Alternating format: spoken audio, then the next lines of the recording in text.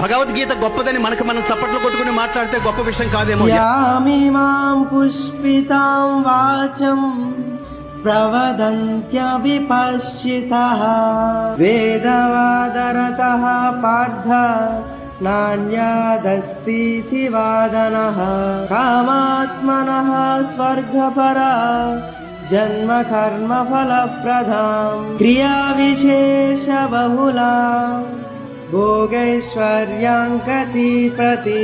అర్జున, కొంతమంది మాటలు చాలా తీయగా చెప్తారు. ఇది చూస్తే సుఖం వస్తుంది, అది చేస్తే ధనం వస్తుంది అంటారు. ఆ మాటలు వినడానికి బాగుంటాయి, కానీ నిజం ఉండదు అర్జున. వాళ్ళు ధర్మం కోసం కాదు, సుఖం కోసం మాట్లాడతారు. నిజం తెలిసిన వాడు మాత్రం సుఖం కోసం కాదు, సత్యం కోసం జీవిస్తాడు. చూడండి కృష్ణుడు ఎంత చక్కగా చెప్పాడు. అయినా మనకు అర్థం కాకపోతే నేను చెప్తాను వినండి. ఆ కాలంలో బ్రిటిష్ ప్రభుత్వంలో పనిచేస్తే సుఖంగా జీవించవచ్చు. చాలా మంది అదే దారి ఎంచుకున్నారు కూడా. కానీ సుభాష్ చంద్రబోస్ అలా చెయ్యలేదు. అతనికి సుఖం కాదు, స్వాతంత్రం కావాలి.